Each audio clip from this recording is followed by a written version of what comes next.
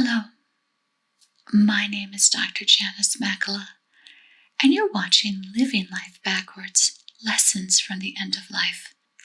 I wanted to talk to you today about George Floyd. I know that seems very different than what we might normally talk about, but as a palliative care doctor and a hospice doctor, our goal is to make sure that when people die, they die comfortably, and Mr. Floyd's death was anything but comfortable. Now there's so much I want to say. There's so much bias. There's so many problems that we need to address.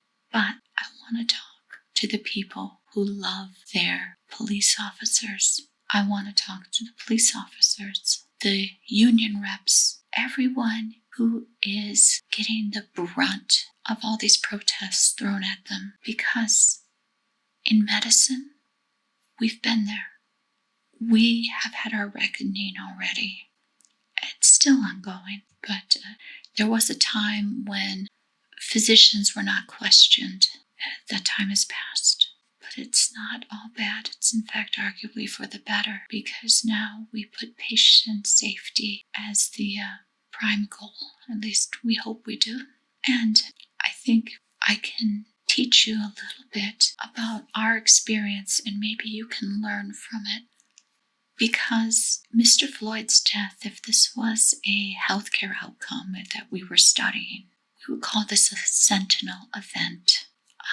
I don't know if you've heard that term, but what it is it's something that happens that is so bad, so egregious, that it demands immediate action. And it only even has to happen once to really be an oh my God event. And you start seeing patterns of sentinel events, and it tells you there's real problems. But certainly even one tells you that underneath this all is a whole bunch of other problems that need to be addressed. Now, that's not something you should take lightly. That's not something you should take to heart either, in terms of wanting to run away and taking it personally and everything like that, because that's the temptation. I've been there. I know what it is to have people's lives in your hand and then have people tell you, oh no, you did something terrible. And I want to encourage you. I want to strongly encourage you. Take these emotions that you're feeling, process them, deal with them, but then listen and say, what do we need to do? Because there is a problem. This event happened, and not just this one, but this one and this one and this one. We have a problem. Black men who are innocent are being killed.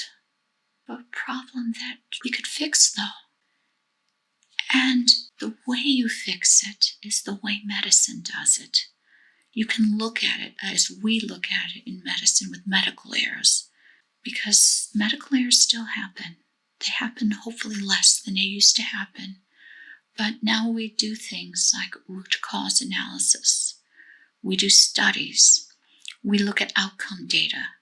We say, okay, this thing happened these many times. How can we fix it? And we do what's called a plan, do, study, act cycles, where we say, okay, we're going to fix this. Let's see if this works. Let's measure it. Did it make things better? Yes. Can we make it even better? Can we do something new? And we just continually look at it and say, can we fix it? And there's a lot of different things that we look at. Sometimes it is a bad person. How do we identify who these bad people are, and what type of policies and protocols do we have to weed them out? And sometimes that takes a little bit of pride swallowing, because we want to think that we as a profession are all up here, and realize that no, some of us aren't. And because we can empathize when someone makes a mistake, it's kind of hard. But it's something that we have to do. But then we also realize that sometimes it's not just a bad person. It's actually some problem, some method, some process that makes a good person do something bad. And And because we're human, we all make mistakes. But because we're both in fields where mistakes aren't acceptable, right? Or at least when they happen and people die because of them, it's not acceptable. We have to build in sometimes redundancies or protocols. We have to build in processes that make things better. Now, in medicine, there's a handful of examples of how this has happened. One big sentinel event that would happen is wrong site surgeries. Someone would operate on the wrong limb, amputate the wrong leg. Can you believe that? But it happens. Still happens sometimes. But now what we have is protocols in place where people will actually check and double check, and multiple people will ask, who are you? What's your birthday? And what surgery are we doing? And then they will actually write on the leg with a special marker, X, and then their initial. And then before the surgery, the surgeon has to check. Everyone sign this spot? Good, we can go. And now they actually have a whole checklist of other things before they do the surgeries. But that's one thing to prevent that specific problem. Another thing we might see is biases.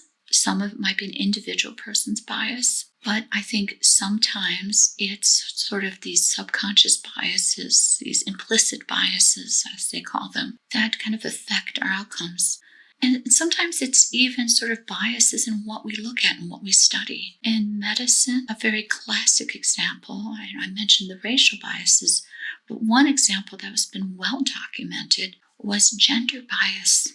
Women repeatedly had heart attacks missed in the emergency room. And the reason was because men, when they presented with a heart attack, would have this clutching chest pain, and they go, oh, it hurts.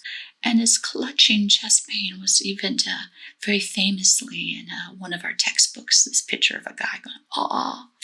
And so we see that and we say, oh, it's a heart attack. But a woman would present with flushing, maybe some palpitations and nausea. And the ER doctor said, okay, maybe it's that time of the month, or maybe you have an anxiety, panic attack thing going on. And then she could send home and then die of a heart attack. And it took doing studies to show that women actually presented differently. And the problem initially was that the studies were all done on men. And only when we realized this problem, we did studies and found out that women presented differently. And then we had to change the protocols accordingly. And now, if anyone, but particularly women, presents with these certain symptoms, you're going to get a EKG and a blood drawn to see if you're having a heart attack. And that's standardized protocols across emergency rooms now. And so that's one way bias is combated. You also have to deal with sort of our nationwide bias. The way our system is sort of built sometimes has bias built into it. We have issues with how our health care is distributed that's affecting outcomes. And so it's not just on an individual level. You have to dig deeper.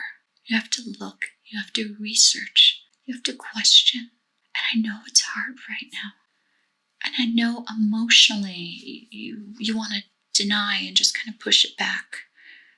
But I want you to take this moment and embrace it and say, wow, we as a country, as a profession, have a problem and we need to fix it. And we can, because we have the sacred trust that we need to honor. We're good people and we can do this. And you can. And all I ask you is listen. Listen to the people who are talking. And then look at yourselves, not just you personally, but the programs, your processes, your systems, and then just the general society that you live in and the whole system around that. What can we fix to make things better? And this is a lesson from healthcare that I hope you guys take. It can be better. Stay well. Stay safe. Thank you so much for listening. Have a great day.